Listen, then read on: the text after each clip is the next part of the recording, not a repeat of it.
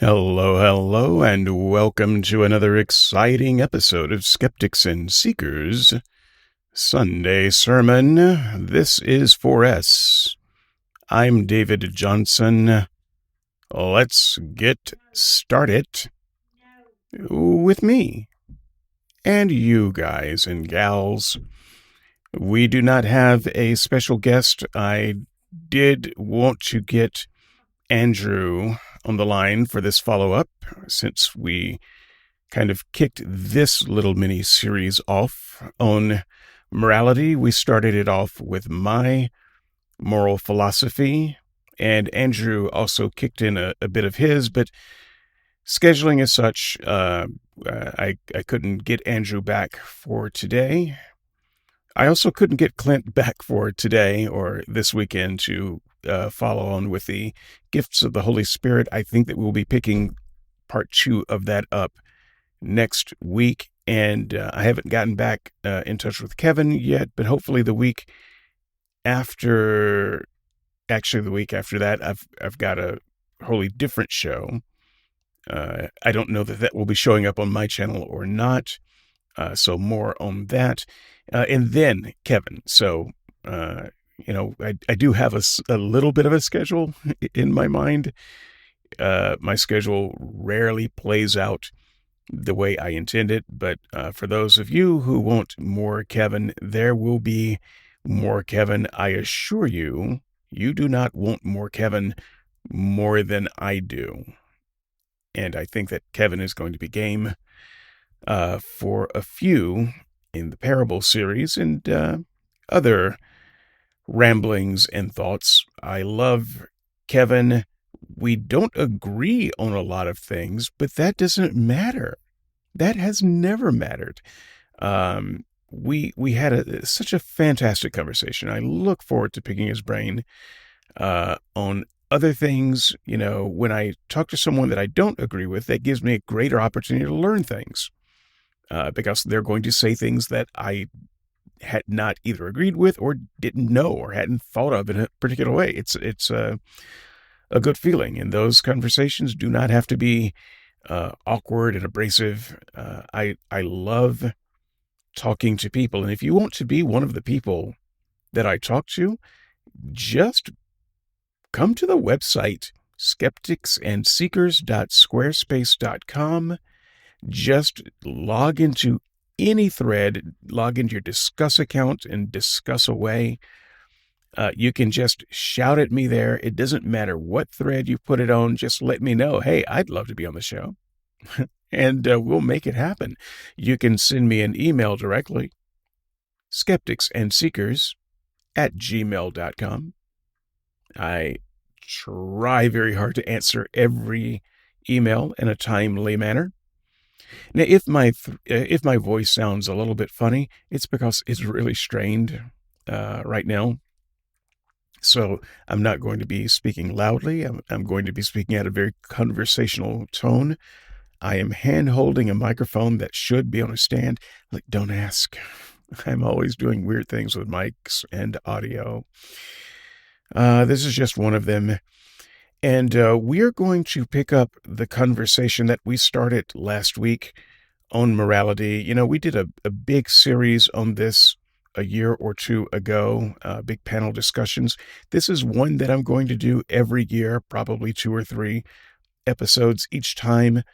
I try to bring a fresh perspective. This time I actually brought my own moral philosophy, even though I don't really have one.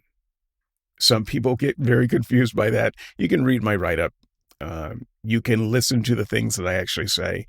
And I think that you would not be confused. If this is the first time you're hearing me, obviously it sounds confusing. But if you read the write-up, listen to the podcast, I think that would be enough for you to be unconfused. So I feel pretty strongly that you can. But if you do have questions, you can challenge me. You can ask me nicely, or you can just be abrasive as you like. I can handle it. I've got a thick skin. Whatever name you call me, I've been called worse. I have been trying to get Christians to call me the Antichrist for some time. It has to be done non-ironically. It can't be a skeptic. Someone actually has to legitimately call me the Antichrist. I cannot bait anyone into calling me the Antichrist. Now, I've been called a lot of things, but that's the title I want. But you can't just give yourself that title. So, um, whatever you would like to call me, I assure you, you are not going to break me. And if you want to have a good old row on the internet, we can do that, and then we can shake hands later, have a virtual beer. It's fine. I try not to let any of this stuff get too much to me. I hope that you are the same, and we can have a good time that is had by all. We are picking this discussion up because of Brian Y. Brian Y. Usually not the agitator. Brian I. Now that's the guy you've got to look out for. Brian Y. He put out a couple of videos. He said, the moral philosophy that you put out reminds me of these two guys. And he put out a couple of videos. We might actually do the other one in a couple of weeks or so. The one that I'm going to do today, he knows me well. He probably knew that I was going to do this. When you guys throw out videos and things like that, I watch them. Pretty much all of them. I sneak and watch them at work. Don't tell my bosses. but those videos, many of those videos end up becoming the subject of shows that we discussed. I suspect Brian Y. had a sneaking suspicion that I was going to do one of these videos as a show. You're right, Brian. You have pulled my strings. You have made me dance. I hope you're happy. And now we're going to devolve into philosophical bullshit. No, I mean the guy, the content creator. He calls himself philosophical bullshit. We're going to dive into his post. He's the one that I chose to take up. Let me just explain. I'm calling this part 2 of last week's show, my show on morality. I dealt with my own moral philosophy. I did not deal so much with what I think is wrong with Christian moral philosophy. Now, we did deal with a video that kind of took down William Lane Craig's, 3-point syllogism, moral philosophy. But we didn't really dive deeply into what I call the moral argument and dig into it philosophically. I dealt mostly with mine, and again, I think you don't really need a moral philosophy, and I especially think you're wasting your time if you're dealing with what Christians call moral ontology. I think if your moral philosophy is not about moral epistemology, which is to say how you can know in any given moment what is the right thing or wrong thing to do, how to determine that, how to make that calculus, then you're wasting your time. And I think that Christians are largely wasting their time. When they talk about morality, when they talk about the moral argument, they are not talking about how you can know what is right or wrong to do. That is not what they are talking about. It is never what they are talking about. It's pulling teeth to try to get them to talk about that. They only care about morality insofar as they believe that it can prove that their God exists. It's a deeply and rather circular philosophical argument that has nothing to do with morality. It's a bad argument with no morality. It's terribly named. The moral argument is not an argument, and it has nothing to do with morality. All right, so I'm going to talk a little bit more about that aspect of it today, and I am going to once again push Christians toward a conversation of how in any given moment we can know what is right and wrong. Some Christians, they just want the rhetorical points that they think that they can get. How can a skeptic talk about right and wrong if we don't believe in objective morality, which by and large we don't, although that's not a rule to be a skeptic.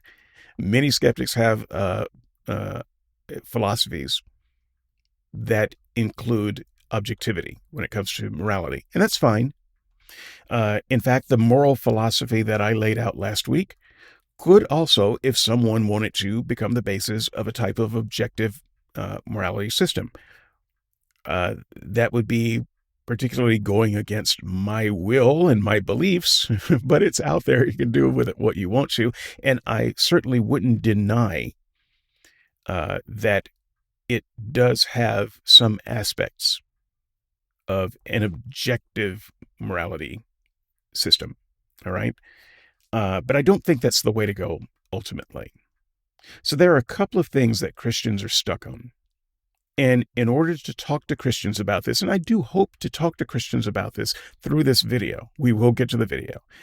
I'm going to try to let Mr. Bullshit speak for longer periods of time, and so I'm giving us a little bit of a longer introduction. There are two things that you have to overcome when you're talking to Christians about morality, and these are two things that I have seldom been able to overcome in any given conversation with Christians.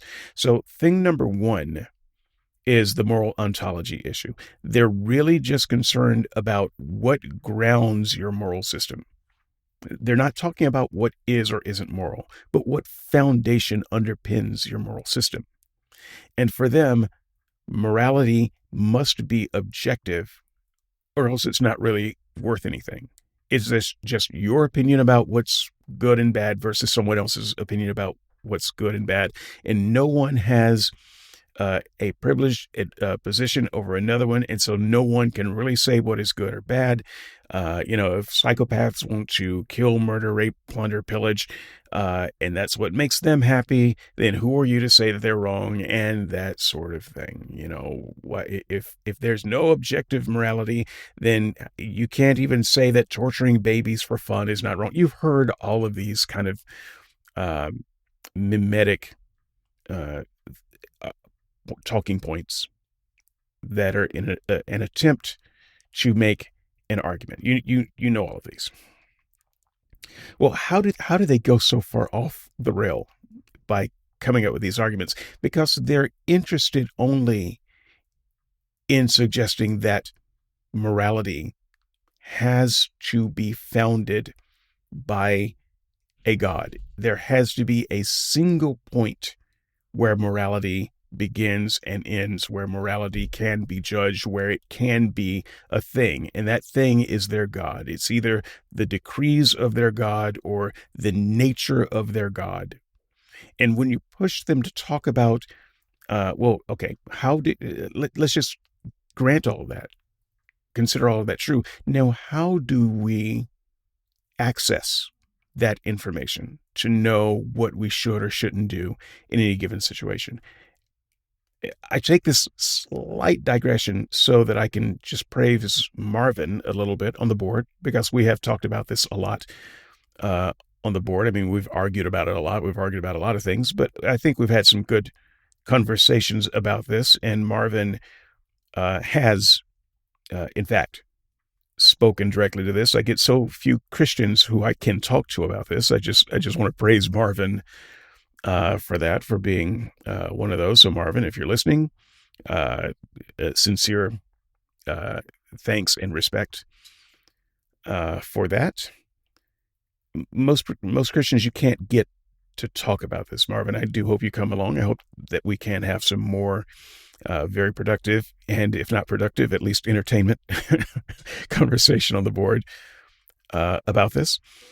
So I genuinely like Marvin. So if anyone has ever seen us argue and kind of go at it, just know that I like the guy.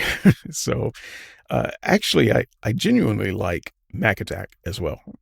This doesn't get said often because we're too busy sniping. I think that sometimes Mac Attack's arguments get a little bit petty, but I think he believes that my arguments are petty, and we almost kind of played down to our worst expectations of the other's argument without giving it you know, philosophically charitable listen, and I am trying to uh, be a little bit more philosophically charitable to Mac Attack because whenever Mac Attack, sometimes he comes on the show, he's really good.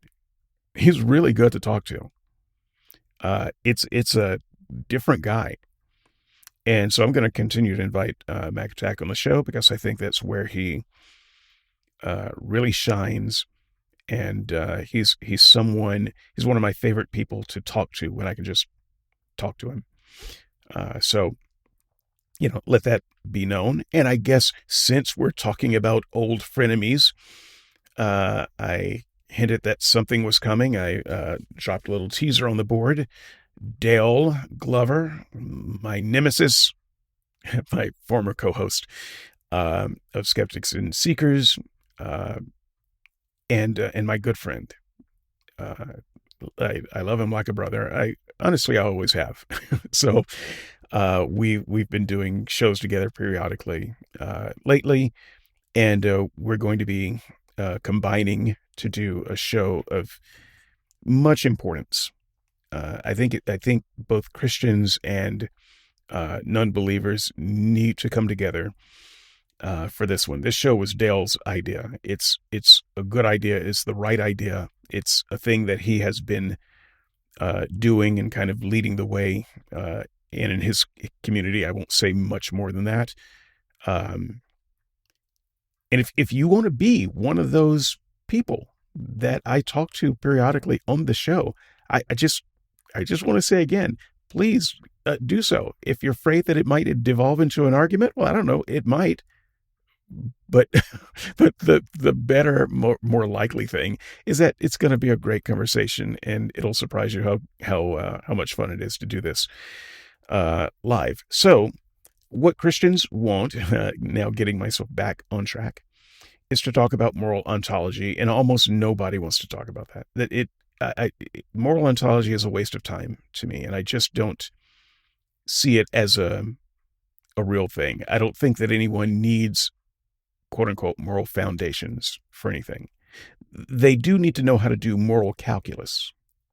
Okay, but that's a little bit different than what Christians are thinking about. And so one of the reasons we end up talking at cross purposes is because Christians are only interested in moral ontology, and non-Christians tend to be only interested in moral epistemology. Right? These are terms that Christians use for this.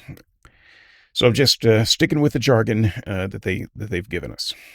All right. The other thing that keeps us talking at cross purposes, and the other bridge that you have to get across when you're talking to Christians, is very, very hard to do, is the line between objective morality and situational ethics. Situational ethics is, there may be other names for that. When I was younger, that's the term that was thrown about, and I think it's a fair name for it. So the difference between the two things, and I also believe, I might be wrong about this, that objective morality is kind of a response, a Christian response to situational ethics. So I'll start with situational ethics. Situational ethics is the idea that we cannot know in advance all the time, once and for everyone, for all time, what is right and what is wrong in a given situation. So we have some ideas about right and wrong, but we might say, well, that's right for me, but that might be wrong for you.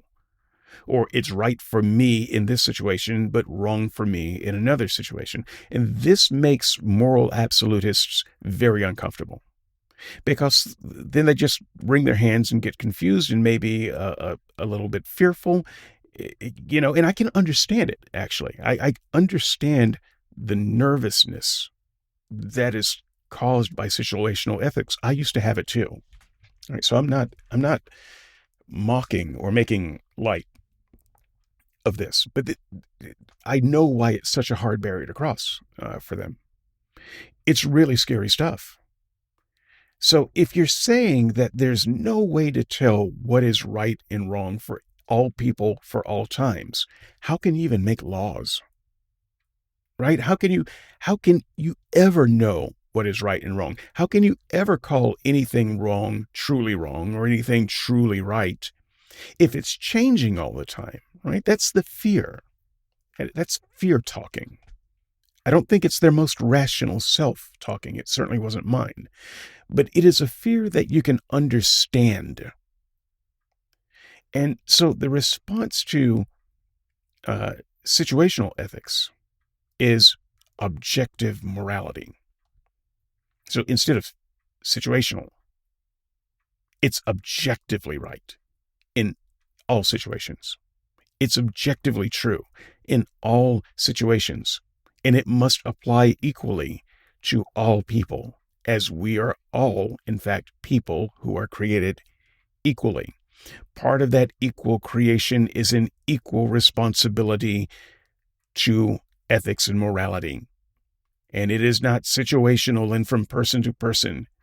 It is right because it is by the mouth and by the nature of God Almighty, who rules us all and is above all and in us all.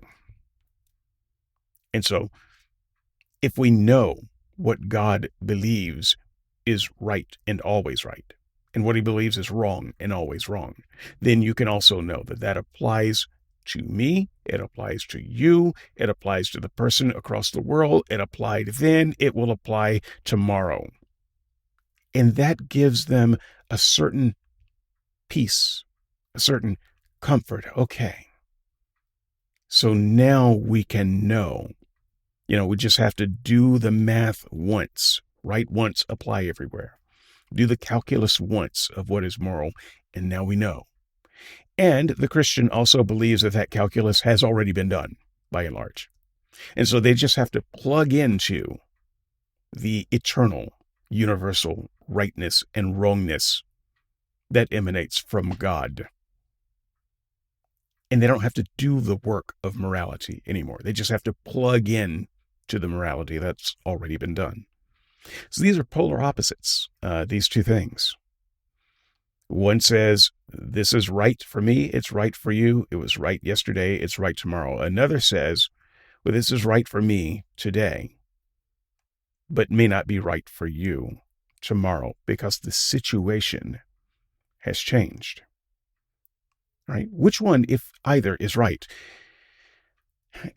Let's set that aside for the moment. I just want you to look at the problem, though, the gaping chasm of philosophy between the believer and the unbeliever, and understand why it is so difficult for us to talk productively about this subject. And if you're a skeptic, really put yourself in the believer's shoes for a moment. It's easy to just write this off and say they believe this way because they believe in God. And I don't think that's true. I think more often it's true that they believe in God because they believe this way. Right? They are also the type of person who has any number of existential concerns and fears. And one of the big ones, is knowing right from wrong. That there's got to be a way to really nail that down. And so, moral ontology, where morality comes from, it's very important for them. And then objective morality, very important for them. As a general rule, the skeptic is completely in the polar opposite place from them. And I most certainly am. So once we recognize that difficulty, that challenge of communication that we face, maybe we can have a little bit more empathy for the other side, because both believes that they are really right and that the other side is really wrong. But I do think that there is a way to negotiate some peace in our time, in some middle ground, some place where we can carve out together. Because like I said last year, or whatever year it was that we did the roundtable, I don't care what your moral ontology is. And I don't care whether you're an objective moralist or a situational ethicist. We live on this planet together. We all share a planet. We all share a community. We all share a neighborhood. We share schools. We share workplaces. We share governments. We have to find a way to reach moral detente. And so this is a very important conversation that has to transcend theology. This is a human necessity. And this is why I do this topic. One could say that I do it to death every year. This is why I have given this topic, close to an hour of introduction before starting the recording. Because somehow I have to find a way to motivate you to join me in getting past the petty bickering and getting on to more fruitful ways that we can share this planet ethically. So, to the philosophical bullshit. He starts with a quote from Bertrand Russell. We have, in fact, two kinds of morality side by side. One which we preach but do not practice, and another which we practice but seldom preach.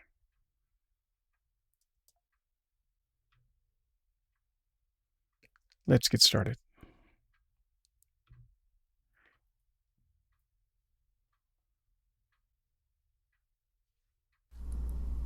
This video has been a long time in the making. In fact, it was one of the first YouTube videos that I ever planned on doing, and somehow in the last 3 or 4 years that I've been here, I just never ended up getting around to it. And that's not necessarily a bad thing. It's given me time to tinker with it and think about it and come up with what I feel is the most clear and comprehensive way of articulating the concepts I want to articulate here. Because morality, that's an important subject to me. It's the most important subject that I think I could be discussing here on YouTube, especially as it pertains to the existence or non-existence of God. It affects not just the conclusions we come to, but this is about how we behave and how we interact with the rest of the world. And so, for me personally, it's a big deal that I'm making this video. This needed to get done. When I first came up with the idea for this, I really just wanted to, if nothing else for the sake of reference, outline my secular views on morality, what my personal moral philosophy is, so that it's there on record, available for anyone to see. And I wanted to give an account of 4 things in particular. 1, what specifically I mean when I use words like right, wrong, moral, immoral. 2, why the definition I use for these words is useful and applicable, and why it represents the moral views of most people, whether they realize this or not. 3, how to objectively distinguish between things that are right and wrong in the real world without appealing to subjective opinion or personal taste. And 4, why we ought to do things which are right and ought not do things which are wrong. But the more notes I wrote on the subject, the more I realized that in today's philosophical climate, especially within our little community here on YouTube, it's not going to be sufficient to do that without also giving an account of how my moral philosophy addresses the arguments and concerns of Christian apologetics, and more importantly, how it solves all of the moral problems that Christians can't solve and often don't even realize they face. Morality is about what is right and what is wrong. So the first question I ask, and the first question we all should be asking, is, what do we mean when we call something morally right or morally wrong? And that is where my first pause comes in. I only pause to agree. This is where we have to begin. I try to begin this every time I have a conversation with a Christian about this. I try to begin here. Now, oftentimes I do it in a very acerbic kind of way, but I'm still trying to get at the same thing. What I will often say is that the Christian does not mean the same thing as you do by morality. They do not mean the same thing. And I still hold to that. It sounds like they mean the same thing. They mean something similar in many cases, but what they really mean is a few layers beneath that. And so you can argue for a couple of hours before you get down to bedrock and realize that you guys aren't talking about the same thing at all. You're just not. And so I think the first thing that needs to be done, if we are to have this conversation fruitfully, is for each person, when they join the conversation for the first time, to just go over very briefly, just take a paragraph that includes a sentence or two or three explaining what you mean by morality, what you mean by the moral good and the moral bad, what is right and what is wrong. What do you mean by these things? This is not a fruitless exercise. I have been doing this for years. And I've spoken to countless, really, I couldn't count them at this point, Christians about this very subject. And often it doesn't get past this point because they refuse to provide definitions for the terms that they use. And sometimes they will hand wave it away by saying, I'm sure we mean the same thing. We don't. Really, we need to get a commitment up front about what we're talking about. And then as the conversation goes, if you feel like, oh, well, maybe that's not exactly what I mean, you can change that in an open and transparent way so that the conversation doesn't get bogged down. Definitions. It's the coin flip of the morality conversation, and the game is often lost there. In other words, what are we saying about something by calling it wrong? If stealing is wrong, what is it about the act of stealing that makes it wrong? Now, this shouldn't be difficult to answer since this is something we do all the time. Each and every day we make dozens and dozens of moral diagnoses. So what are the symptoms of a morally wrong act? What do we look for in a deed in order to diagnose it as wrong? Put even simpler, what do all morally right deeds have in common that distinguish them from all morally wrong deeds? You wouldn't believe the resistance I get on this question, especially from Christians. And usually, I would believe it. I have gotten it, but let me just say, you, Mr. Bullshit, might actually get some resistance from skeptics as well. So even though he's going to go over it, this gentleman is a moral objectivist.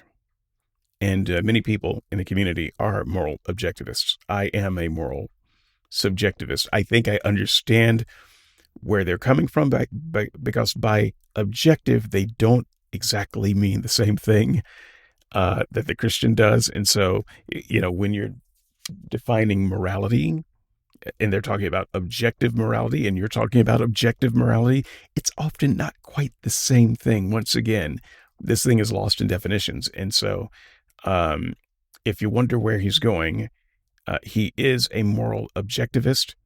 I don't necessarily disagree with the formula that he uses, but I thought that I would put that out there up front.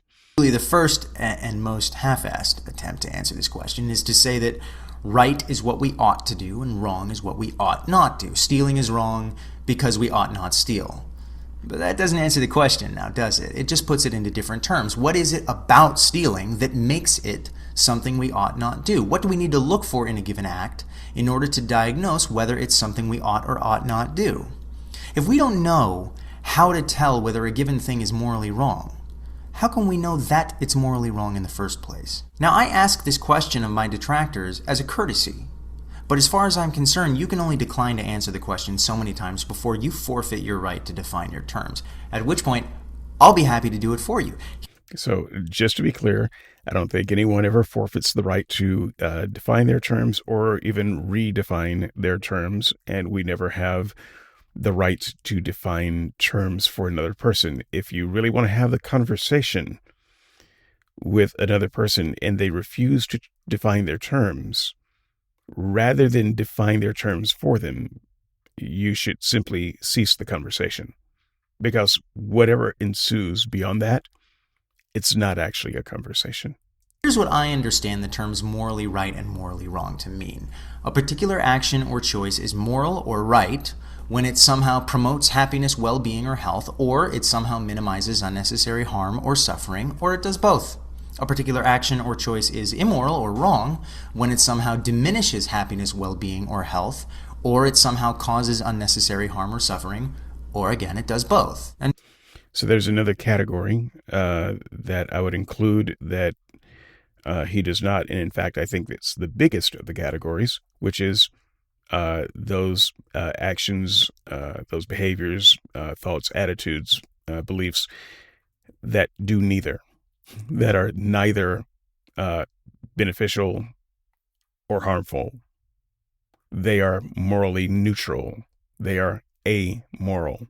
And I believe that fundamentally we humans are amoral creatures. We are as amoral as any other creature. But we become moral beings when we start to, as social creatures, care about the impact of our actions on others and the impact of others' actions on ourselves. And this is when we begin to build fences and guardrails and boundaries that we call morality. But I once again contend that the realm of what we recognize as morality is actually very small compared to the vast majority of things that we do during a day that are neither moral or immoral. They're neither harmful or helpful. They are just in the realm of amoral, and people should butt out of your business when what you are doing is neither socially harmful or helpful. It's just in the realm of humans being humans, and it's hurting no one and diminishing no one. notice that nothing about this is subjective or relativistic. The fact that murder causes harm or that saving a life minimizes it is not a personal opinion that's only true for me. Harm, pain, suffering, health, well-being, these are real things. They're not contingent on my mind. I don't have to agree that you're dying for you to actually be dying. Bodies live and they die. Brains experience pain and suffering, and they experience joy and health. This is objectively measurable. Even with our limited technology now, you can hook somebody up to an EEG machine and see which parts of the brain are being stimulated and how much when you subject them to certain experiences. Different parts of the brain become active when someone experiences sadness than when they experience joy. Same with physical pain and pleasure. Real, quantifiable things are happening in someone's brain when we hurt them or help them. And I've got a feeling that this is what Brian Y. was thinking about when he posted this video. He said that my moral philosophy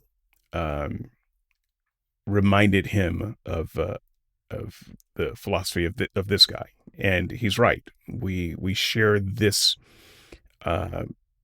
belief. I call this moral naturalism, and the first point of moral naturalism, as I've defined it, is that we must take into consideration the kind of being we are and the kind of being the other person is that we're trying to apply morality to.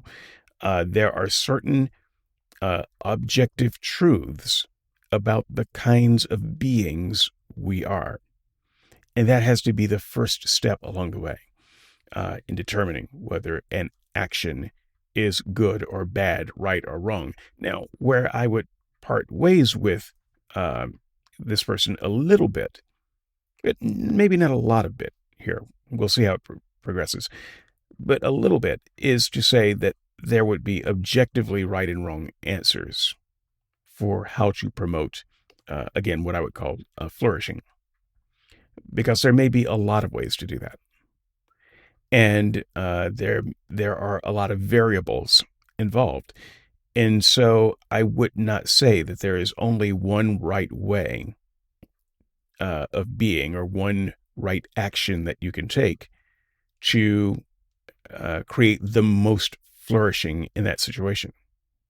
In fact, I think that one could go a little bit mad if they're always thinking, well, what would create the most flourishing in this situation? As opposed to what? The second most flourishing or the third most flourishing? Maybe if we just concentrate on not doing harm And when we see opportunity doing some good, that would be sufficient so that we're not always living on that edge of thinking, well, but what is the greatest amount of flourishing I can cause? What action would produce the greatest amount of flourishing? You simply can't live that way all the time. And so I don't believe in the one right answer.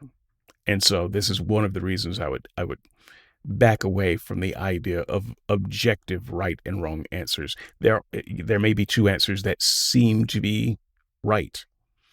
And in this situation, you just don't know. You just have no way of knowing until you try it.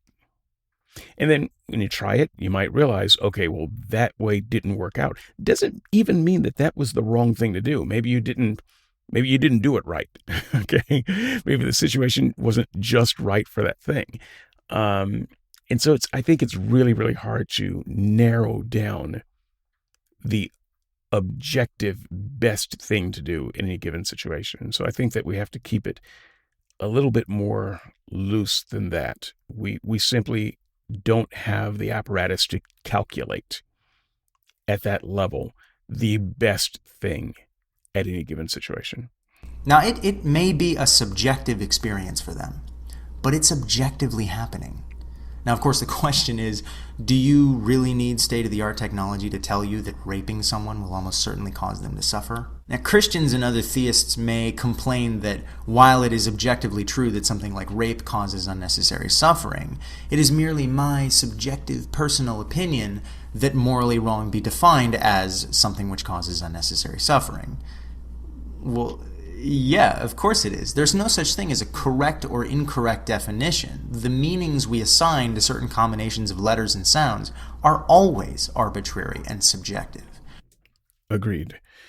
And this is one of the places where Christians get tripped up. And this is one of the places where the conversation, if you made it this far into a conversation, falls apart, because the Christian is definitely going to say, why is suffering a target for objectivity? I mean, reducing suffering, that may seem like a good thing to you, but why is it objectively the goal? Maybe there are better goals at the moment than reducing suffering, right? Um, so you get into this type of argument. I don't want to go too deep here because he's gonna cover this in a few minutes. But yes, this is why where I get tripped up with skeptics who are objectivists, like philosophical bullshit here and others.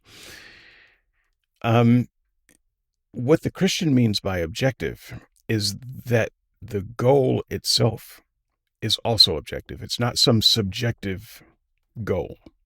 They believe the whole thing is objective, whereas the skeptic is always willing to admit, is always willing to concede that before the objective part can get kicked off, you have to subjectively decide on a goal. You have to subjectively decide that flourishing and the reduction of suffering is a reasonable goal. Right. So that, to me, I think the Christian is kind of right here a little bit. It's subjective to say that you're going to start your goal with reducing suffering. Now, once you agree that that's a good starting point, then there are some quote unquote objective ways to go about accomplishing that goal. But where did you get the goal from?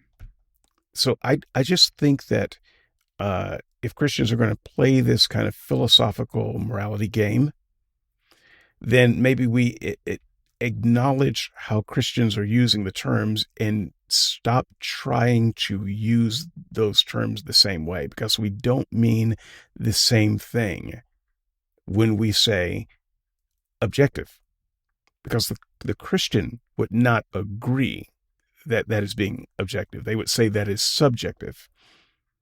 Now, it doesn't matter who I think is right or wrong.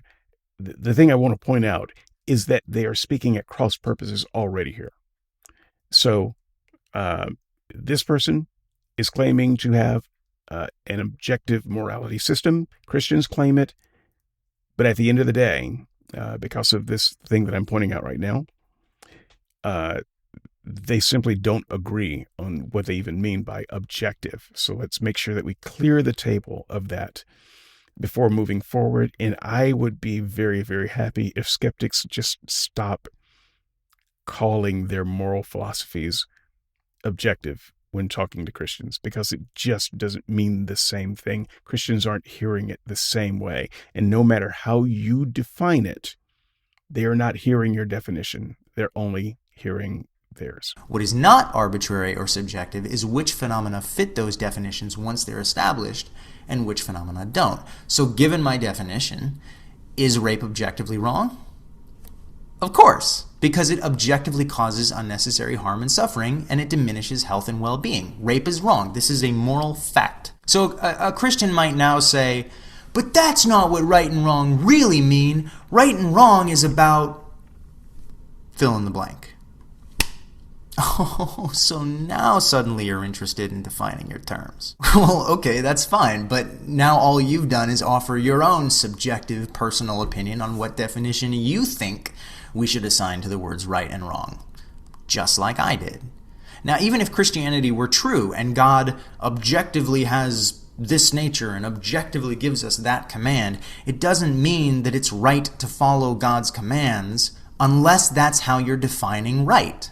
And even if we did agree to define right in this way and not in the way I define it, then I should tell you I'm not terribly interested in doing what's right because I don't even believe in God. Why would I be? What I'm interested in is maximizing health, happiness, and well-being and minimizing unnecessary harm and suffering.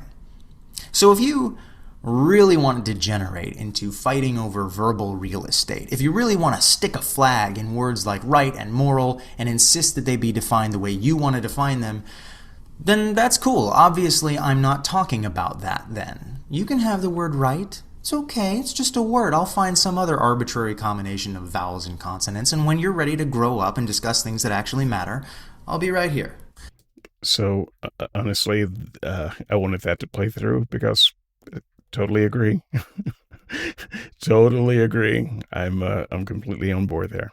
So, is homosexuality morally wrong?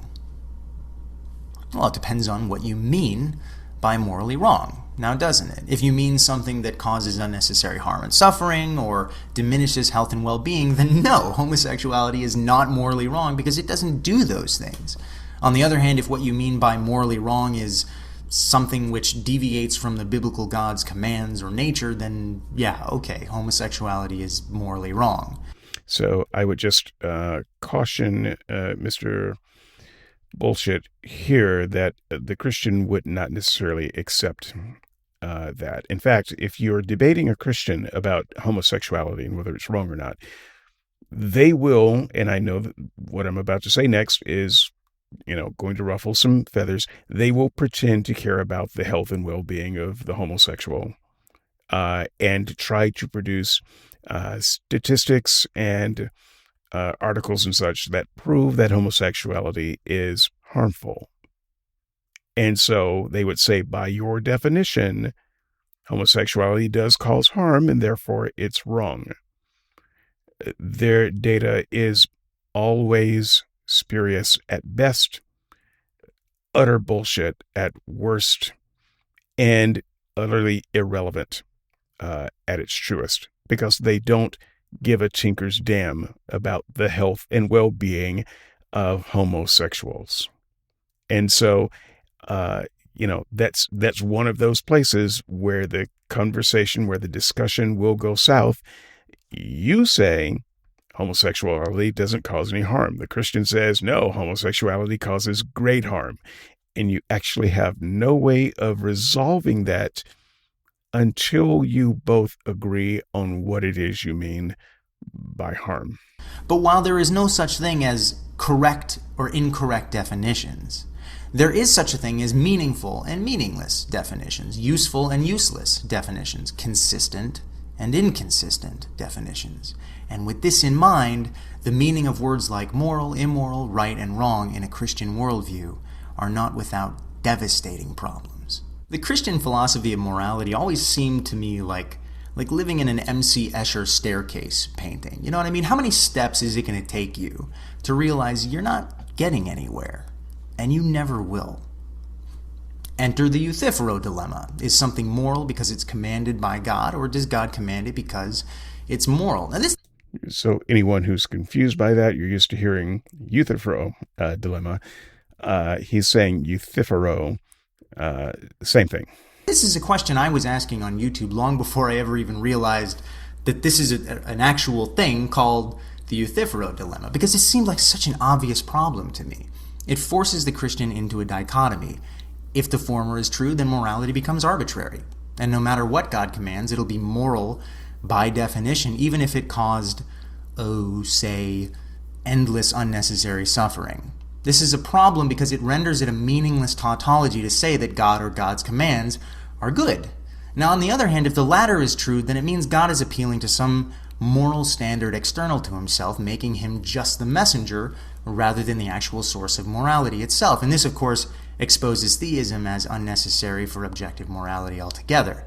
And here it's important to add that Christians who have studied the Euthyphro dilemma believe that they have come up with ways around the Euthyphro dilemma. I have studied their ways of getting around the dilemma. I think they all fail. I think the Euthyphro dilemma stands. I would also add that there is another part of this. I think he's going to say something like this later, but I just in case I got this confused with another video, I just want to say it here. What the Christian will often say, Justin Brierley, for instance, is one who challenged Dawkins in this way. You know, he would challenge Dawkins by saying, so we believe that rape is wrong, simply because that is how we socially developed to believe. And Dawkins would say, yes, that's correct. And so Brierley would follow up. So if we socially developed a different way and believe that rape was not wrong, then that would be the moral evolution path that we were on. Well, yes, that would be true. And so Justin, believing that he has this gotcha, is exposing the skeptic in making something like rape is wrong just an arbitrarily evolutionary thing that happened to us. We happen to believe that it's wrong, but it's not really wrong, because if we had developed some other way, then it wouldn't be wrong. Okay, I get that, and it's a nice bit of gotcha polemic.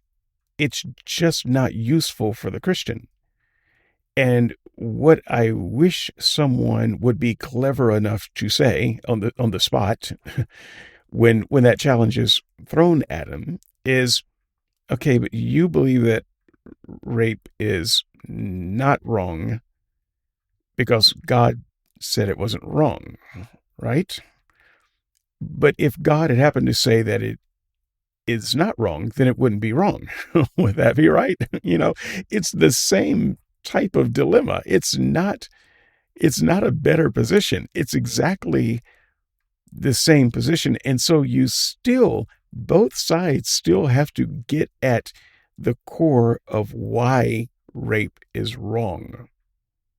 And you don't produce an argument for why rape is wrong by simply suggesting, well, the other guy doesn't have a good reason for why it's wrong. Because guess what, Christians? You don't either. Now, as it happens, I think that skeptics do have good reasons for why rape is wrong. And I think that we ought to be more articulate at expressing that. But again, we have good secular reasons for believing that rape is wrong. I think the Christian is the one who is exposed here. The Christian is the one that does not have good non-religious reasons for why rape is not wrong. The typical apologetic response to this is to say, well, it's neither. Something is good not just because God commands it, but because it reflects God's eternal, unchanging nature. Well, and there's a few problems with that, but in this video I'll just go over two of them. Two, one in practice and one in principle. Let's do practice first. Is murder wrong? Okay, yeah, murder is wrong, right? Well, what is murder and why is it wrong? What is murder? Murder is intentionally terminating the life of a human being without their consent. So, for the record, I don't even agree with that definition of murder. So I know where his argument is going. I agree with the principle of his argument, but this is not a strong way to produce where he's going. It intentionally relieving the life of another person against their permission is not how almost anyone that I know of would define murder. We do some killing, and we have different words to classify killing that aren't murder. And so one of the ways that Christians get around, all the killing that they need to do is by saying, yeah, but that's not actually murder. And so there's some nuance between murder and killing. When God said, "Thou shalt not kill," what He meant was, "Thou shalt not murder." And then they give murder this kind of narrow definition. And the definition they give murder is not the definition you just heard there, right? So, if you kill someone in self-defense, which is, by the way, a thing that I think we all have the right to do, it would be murder under the definition that philosophical bullshit just gave. In this case, that really was a bit of philosophical bullshit. So I don't believe that self-defense is murder, but there's not enough granularity in this definition. Soldiers at war who are shooting at each other and killing each other are not murdering. They're not engaging in murder. The one who carries out the death penalty, the executioner, who presses the button and the chair goes zap, that person is not engaging in murder. And yet all of these things would fall under the umbrella definition that was just given here. So I would say that if you're going to make the argument, and once again, I agree with the ultimate argument that you're making and where you're going, this is kind of a clumsy way to get there. And why is intentionally terminating the life of a human being without their consent wrong? Well, as the Christian apologist will tell you, it's wrong because it's inconsistent with God's nature. Uh-oh. Seems we've hit a little snag here. See, to anyone who's even read a fraction of their Bible, it's abundantly clear that God intentionally terminates the lives of human beings without their consent all the time. So you can't have it both ways. And they don't. Once again, in all fairness to the Christian, they would say, yes, God terminates people's lives all the time. Now, I think that their response to this is actually very clunky and bad as well. But I just have to call bullshit where I see it right now. Most Christians, if they were responding correctly, would say, yeah, those places in the Bible where you see God terminating lives against people's will is not a place that should be logically classified as murder. I would agree with him there. If standards of morality, i.e. what is right and what is wrong, are based on what is consistent with God's nature and what is inconsistent with God's nature, then the intentional termination of the life of a human being must be morally right, since doing so is perfectly consistent with God's nature. Here, I'll even put it into a cute little syllogism for you. Premise 1. Actions consistent with God's nature are moral, while actions inconsistent with God's nature are immoral. Premise 2. God's actions are always consistent with God's nature. Premise 3. From 1 and 2, God's actions are always moral. Premise 4. God performs the act of intentionally terminating the lives of human beings without their consent. Conclusion, therefore, from 3 and 4, it is moral to intentionally terminate the life of a human being without their consent. Now, a Christian may be tempted to make the following objection. Morality is such that something like intentionally terminating the life of a human being without their consent is moral when performed by God, but immoral when performed by human beings, for whatever bullshit reason. And hey, that works. That's totally fine. That's a perfectly legitimate way to cop out. But it's not without its consequences. See, it does necessarily follow from that, then, that neither God's nature nor God's actions are truly the standard of what is morally right and morally wrong for human beings. So again, I know where you're going. I think you're getting there in a little bit of a clunky way. So I can't agree with that ultimately, because I know the objection that Christians should make anyway. Were I Christian, I know that the objection that I would make. Now, the objection is not without some hazards. I think that you've got to turn God into a situational ethicist almost to make the following objection. But there are ways to avoid this. And so, for the record, the best objection, I think, to that is to say, yes, but God actually has all this middle knowledge. He knows exactly what is going to happen. He knows exactly all of the things that this person did. He knows the result of leaving this person in the system or taking his life right now. And so it is right for him to do this action because it is a part of something that we would consider just if we only understood all of the things that God understands. And so if we were to take the action into our own hands of killing this person and use as an excuse, yeah, but God killed people in this situation, well, that would just be incorrect because God didn't kill people that were exactly in that situation. Furthermore, God knew all of the nuances of that situation. And so if you were killing with all of the nuances that God had in mind, then it wouldn't be murder for you either. But because you were not God and you do not know the mind of God with that kind of granularity, that is why it is wrong for you to do it. And so I think that's a better answer. And then the Christian could further add, if God tells you to kill someone, then you don't need to make the moral calculus at all. Because if you trust God, God has made the moral calculus. You know that it is just, and then the only thing you need to verify is that the order comes from God and not from, someone else. And then you can know that that action is just because God told you to do it. It wouldn't be just if you took it upon yourself to do it, but God in his perfect wisdom and justice told you to do it, and therefore you can trust that it's just. This is how I would answer this objection, and I think that this would win the Christian a stay of execution for their argument, at least briefly. But it won't stand ultimately. So let's continue.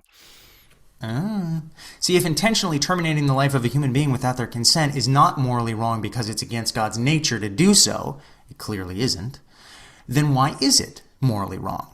Well, obviously the answer lies somewhere other than God's nature, rendering the Christian apologetic response to the Euthyphro dilemma utterly falsified. The second problem with this response is that saying morals reflect God's nature doesn't actually do anything to answer the question. It only puts the question into different terms. As a matter of fact, it only makes the dilemma more interesting. Is God's nature one of honesty, for example, because honesty is right? Or is honesty right just because that's what God's nature happens to be?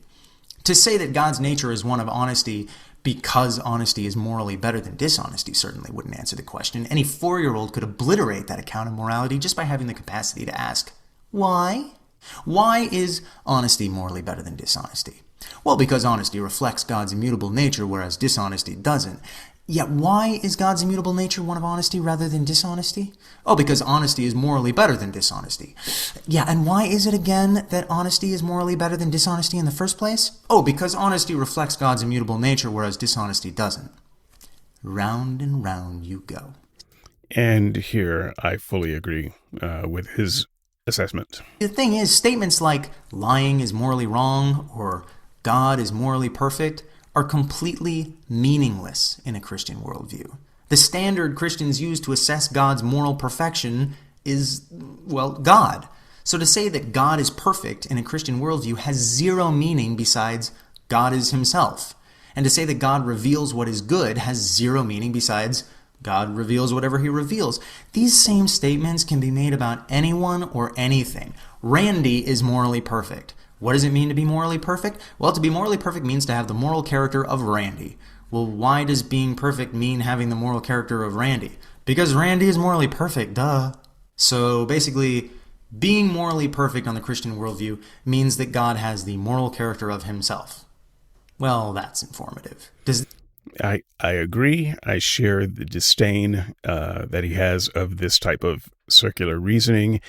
And despite all of the things that I said that I thought weakened his argument, I think he could have just said this, and we could have all said amen and gone home. Does this mean that God is concerned for the well-being of others? No, it just means that God is himself.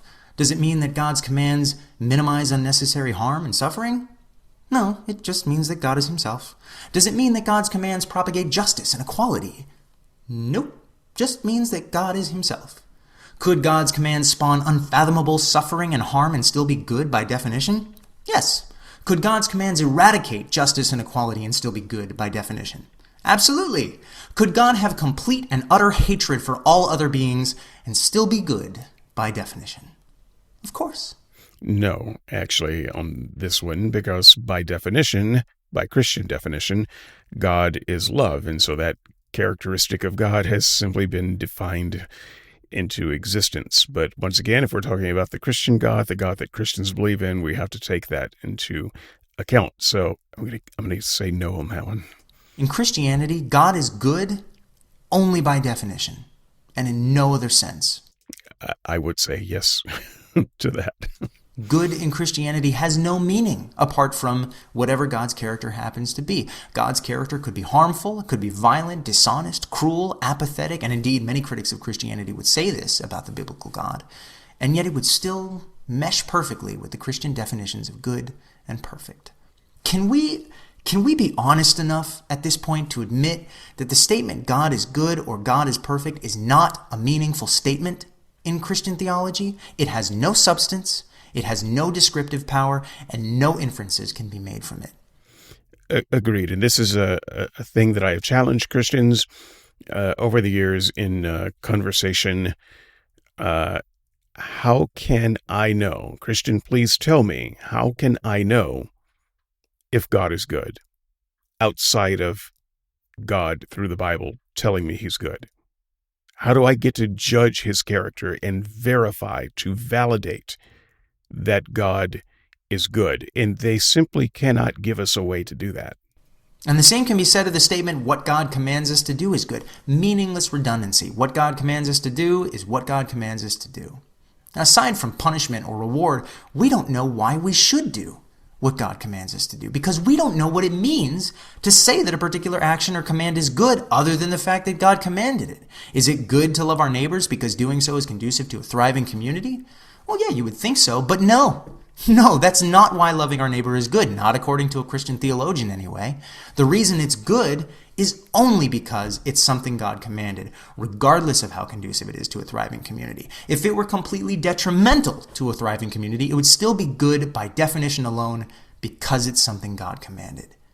Do you see how this leaves us with absolutely no reason to think we should do things that are good? Why does God wanting me to do something entail that it's something I ought to do?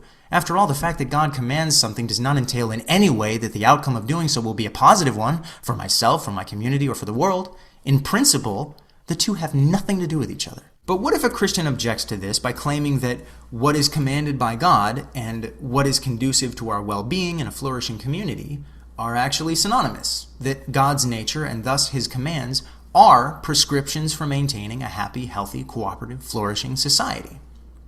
Well, then God really isn't the basis for morality anymore now, is he? He's just the messenger. The true basis for morality in this case would be what secularists have been claiming all along, a means to a happy, healthy, cooperative, flourishing society. Again, a full-throated amen. And in his omniscience, God objectively knows how we all need to behave and treat one another in order to have a happy, healthy, cooperative, flourishing society, and he's just passing the information along. But let's be honest, most Christian apologists would rather pluck their frickin' eye out than treat God like a celestial moral mailman. And so they elect to hide behind a vapid tautology instead, which is exactly why this kind of moral philosophy is utterly bankrupt. Now someday, I would like to meet a Christian apologist with the intellectual honesty to say, I admit that it's meaningless to call God or God's commands good in Christianity, as good is a circularly defined word and has no real-world implications. But I won't hold my breath. The only way to escape this semantical merry-go-round is to give words like right and moral a real, meaningful, coherent definition rather than a circular one. The definition I use, for example, is a meaningful, coherent definition. It's usable, it's applicable, it's measurable, and the truth is you could submit a different definition or amend this definition if you wanted, if you felt like it could be more useful and more applicable. I would be open to that, provided it doesn't reduce to a redundant circular tautology. But the truth is most Christians seem afraid to go there. Why? Because it would mean that we could then evaluate God's actions and commands in light of that definition and see just how morally right they really are. And let's be honest, you and I both know the biblical God does not have a good track record of promoting health and well-being or minimizing harm and suffering. Now, of course, the Christian would say here, especially the Molinist, would say, how do you know that? How do you know that? This is the best possible universe that maximizes souls saved, free beings saved. And so it may not look like that right now or at any given snapshot, but you don't know what's coming. And at the end of the day, there will be a utility of more flourishing than suffering when God's will is fully carried out. That's kind of the Molinist defeater, if you will. And so, whereas I agree with what this person has said, I also think that you have to recognize the out that Christians have, or at least believe that they have at this point. For example, and I know that it's a wonderful world, but I can't feel it right. I'm gonna have to exactly why. So I had to skip past that because copyright being what it is, today I don't want this video taken down. He was scrolling through passages of scripture that are, let's say, really awful. Christian apologists are in the position of having to play these circular semantical word games, why they have to define good and moral in a way that immunizes God from any culpability, in such a way that God's actions and commands are morally perfect by definition, regardless of what those actions and commands actually are or the effects they actually have on other sentient beings. It's the only way Christians can have their cake and eat it too. And yet, as I've shown, it's a sloppy, circular mess. Right. So an example of what he's talking about, say, is when God gave David 3 choices of punishment, and David chose, you know what, I'm just going to let you directly punish my subjects. And God goes and kills, I think it's 72,000 innocent people in the land. And then he stops because it was just too much. God was grieved at the amount of massacre that he was doing. And so the Christians then have to say, no, that's not a bad thing. That was God being merciful. They have to go through contortions to explain why that's a good thing and why those people weren't really innocent, and on it goes. Does not work. And here's what's interesting. What's interesting is how phenomenally well the definition I use actually works for words like right and wrong. Now, aside from the fact that it's a proper definition, it's not circular, it actually refers to something, we have to look at the fact that in day-to-day conversation, when I say something like rape is wrong or slavery is wrong, I find that others are almost always on the same page, even without me telling them the definition I'm using for wrong. What this suggests is that my definition is already at least somewhat representative of what others are thinking when they hear words like immoral or wrong. And even if others don't necessarily agree with me initially when I say that a given gesture is wrong, 99 times out of 100, if I can demonstrate to them that such an action causes unnecessary harm or suffering, they will concede that it's wrong. Now, isn't that interesting? To what do I attribute this? Well, it just so happens that human beings almost universally value happiness, health, and well-being. We see these as desirable circumstances worth pursuing, and we know that others feel the same way. And this is where our cognitive capacity for empathy comes into play. The ability to imagine somebody else's experience as if it were our own. We do have a sense of how we would feel if we were treated the way that we treat others. Now, don't get me wrong, so many things get in the way of this. We rationalize, we set double standards, pride, anger, all potentially override our ability to think empathetically. But for now, the point is that we have the capacity for empathy. And I think this itself does a good job of explaining why the moral principle shared by most civilizations and cultures throughout history is the golden rule. If I want to be treated by others in ways conducive to my own well-being, and if I choose to treat others in a way I know I want to be treated, then the way I treat others will end up being conducive to their well-being. So I'm just going to pause right here and reveal the other video that I will be doing at some point, because I mentioned at the top of this show that Brian Y. actually posted 2 videos. They're in the comments. You can watch them. The other one is Matt Dillahunty. Matt Dillahunty agrees with me. We have the same view, really the identical view on the golden rule. We do not think it is such a good moral starting point. For the same reason, I will just reserve that for another show. I believe that that philosophical bullshit is making a good point here. I think the golden rule is kind of a bad example for that. That said, we'll let him continue with that point. But why would I want to treat others the way I want to be treated? Well, there are a million reasons. Societal, selfish, familial, romantic. Here's a social experiment. Next time you're at a party, don't wipe your feet on the mat or flush the toilet. Don't say please or thank you. Drink all the punch, eat all the dip, call people names, and then see if you get invited back. Now, one very fundamental motivation for wanting to treat others the way we want to be treated is simple observation. As a human being, when I meet someone who is rude or arrogant or mean, intrusive, hypocritical, dishonest, or violent, I observe that I don't like that person. I don't want to be around them. I don't want to do favors for them. I don't wish good fortune upon them. I don't want to help them or interact with them in any way. Likewise, when I meet someone who is kind, considerate, respectful, fair, and compassionate, I observe that I do like them. I gravitate toward them. I want them in my life. I want to help them. I want them to be happy. I want them to like me. I want to continue having a mutually beneficial relationship with them. I can also observe that I want to like myself. I'm stuck with myself 24 hours a day, and I want to enjoy who I am because I will be happier than if I didn't like myself. And it follows that a very good way to make this happen is to be the kind of person I like and abstain from being the kind of person I dislike. It's not rocket science. Now, this isn't a conscious thought process for everyone, and clearly not everyone would articulate it in this way, but I do think that many of us are compelled to want to behave morally for reasons somewhat similar to this, whether a God exists or not, whether we know it or not. But why ought I behave this way? Well, that's easy. Because in order to live in a healthy, happy, cooperative, flourishing society, in order to maintain relationships from which we will benefit, in order to be treated fairly, respectfully, and compassionately by others, in order to like ourselves as a result of being the kind of person we enjoy, we ought to behave in a certain way because doing so is the best known method for actualizing these circumstances. This is a fact.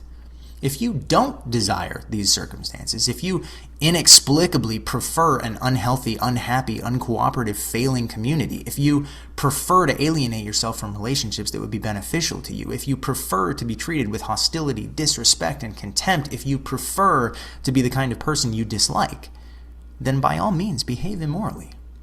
But you should probably know something.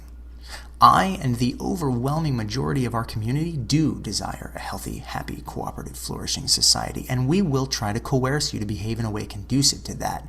And if we can't, we will stop you. Why? Because that's what we ought to do in order to live in a healthy, happy, cooperative, flourishing society. Tough shit. Now, you may object that what I'm talking about is not a moral ought, it's simply a rational ought. It's rational to behave in certain ways in order to actualize a desired circumstance, but a moral ought is something that we just ought to do unconditionally, period. And you may claim that while an atheistic worldview allows us to derive a rational ought from what simply is the case, it does not allow us to derive a moral ought. Okay. Excellent point here. Once again, I think it is very similar to my thoughts about moral naturalism. I think that you could also call it moral rationalism, and these are very, very good points. And frankly, I don't see why we would ever need to go beyond moral rationalism to explain why we do the things we do. From what is the case. Well, then I think you should know something. These unconditional moral oughts, as you define them, are a figment of your imagination, even if a God does exist. You can't get an unconditional moral ought from Christianity any more than you can from atheism. For example, the Christian worldview says that there is a creator who brought us into existence and provided us with rules to follow regarding our conduct toward himself and each other, and that these rules are derivative of his character and nature, which happens to be one of love, honesty, justice, etc. But everything I just mentioned, and anything I could possibly mention about Christianity, describes what is the case, not what ought be the case. And there's nothing about God's nature or qualities or existence that changes that. To say that God is all-powerful, or that he has infinite knowledge, or that he's non-physical, or that he exists outside of time and space, or that he's loving or compassionate, still does nothing to explain why the statement, God says to do X, means we ought to do X. Yes. So again, I just have to give full throat hit to the extent that I can do anything full with my throat. At the moment, agreement to this idea, and it is one that I've also tried to express over the years. Moral oughts are mostly illusory, if not completely illusory, and the Christian who thinks that they are scoring points will often say you can't get an ought from an is. Well, Christian, you can't either. You can't get an ought from an is. There's nothing about your Christian worldview. There are no is statements that you can say about yourself, your beliefs, the doctrine of Christ, the nature of God. All of those are ises, and you have yet to show how to get an ought from that. Once again, finding yourself in the same boat that you were trying to torpedo. Sure, you ought to do what God commands if you want to be saved, if you want to spend eternity with him in heaven, if you want to emulate God's character, and so on, but those would be what you're calling rational oughts, now wouldn't they? To say that God commands us not to engage in homosexual behavior, for example, is a descriptive statement and nothing more. It describes what is the case. It is the case that God commands us not to engage in homosexual behavior. But Christians can't derive a moral ought from that any more than I can derive a moral ought from the statement, California law prohibits texting while driving. Moral oughts, as my detractors define them, simply do not exist in any worldview. They are a complete fiction. There are only rational oughts, whether you recognize this or not. And in any case, I wonder what good Christians think it does to believe in these unconditional moral oughts anyway.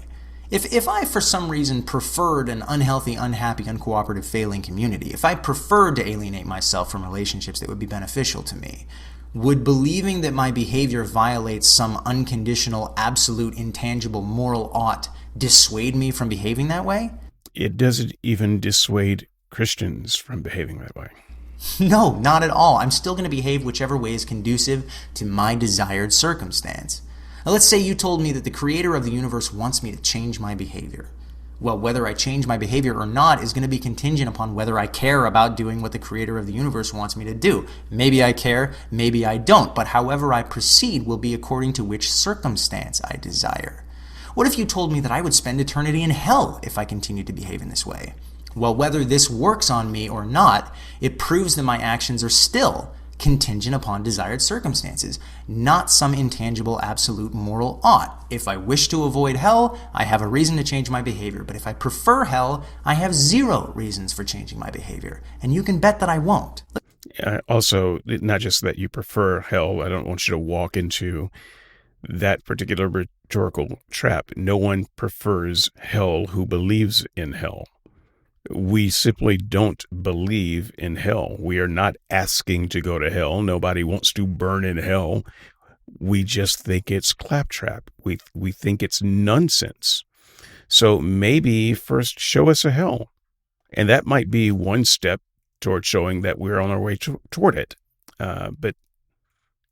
Yeah, okay. Let's try a thought experiment, okay? Let's imagine that God comes to you and tells you that there are unconditional, transcendent, absolute moral oughts in the universe. Things that you just ought do and things that you just ought not do. And it just so happens that all the things that you ought to do will create unfathomable pain, suffering, and injustice and ultimately land you in hell where you'll burn and choke and scream and cough for all of eternity. However, all the things that you ought not do happen to promote peace and health and happiness and justice and will land you in heaven where you will experience eternal bliss alongside your Creator for all time. Knowing this, how would you live your life? Would you adhere to these intangible, transcendent, unconditional moral oughts or not? I hear it argued all the time that if God doesn't exist, nobody has grounds for telling anybody else what they ought or ought not do. But that's so naive. It's so fucking naive. Whether we recognize it or not, our choices and our behavior are simply not informed by these unconditional, transcendent, absolute moral oughts. They're informed by rational oughts, by what circumstances we seek to actualize. And this is true irrespective of God's existence or our belief in Him. The fact is, a world in which these unconditional moral oughts exist would be indistinguishable from a world in which only rational oughts exist. So aside from its inherent triviality, there's certainly no practical advantage to thinking this way either. It does absolutely nothing to give our moral claims a more solid foundation. All it does is serve to make Christians feel warm and fuzzy inside. Claiming that we need transcendent, intangible, unconditional moral obligations in order to have objective moral facts is no less absurd than saying we need transcendent, intangible, unconditional medical obligations in order to have facts about human health. And anyone asserting that we do need this automatically falsifies their own position by insisting that in order to be valid, a worldview must be able to account for the existence of something their worldview can't account for. It's a mind-numbingly irrational and self-defeating position to hold. As far as I'm concerned, morality is a science. It is the science of maximizing social and societal well-being, just like medicine and nutrition are the science of maximizing physiological well-being. Moral facts, just like medical facts, exist. They are facts that describe the moral status of certain behaviors and actions. There are objectively moral and objectively immoral things we can do in this world. There are ways that we ought and ought not behave precisely because of how conducive or deleterious they are to this end. Now, if your view of morality is different from this, if your moral philosophy is completely divorced from real-world issues of happiness and suffering, if morality for you has nothing to do with the pursuit of maximizing well-being, if it truly has no stake whatsoever in actualizing an ideal circumstance in this life or the next, then what fucking good is it? And that is a good place to end. I could not have come up with a better closing statement myself. I do not care about your moral philosophy. I do not care about your moral ontology. What I care about is your moral behavior, the actual calculus that you use to determine whether an action is good or bad. That's what I care about.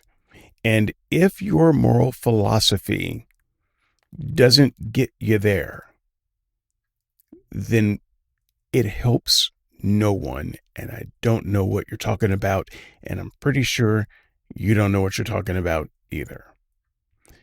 And so, with that, we will close the book temporarily on morality. We will come back, probably not next week, but within the next week or two, we'll swing by and pick up Matt Delahunty's video on this, something that you have probably already seen, but that I have not talked about on mic. And if the opportunity presents itself, I might just include it as a supplemental to this show this week. So look out for that. Also, look out for the shorts that I do almost daily. Skeptics and Seekers Sunday Sermon shorts, and they will just appear on the same page that this show appears on skepticsandseekers.squarespace.com. Till next time, I will see you in the comments.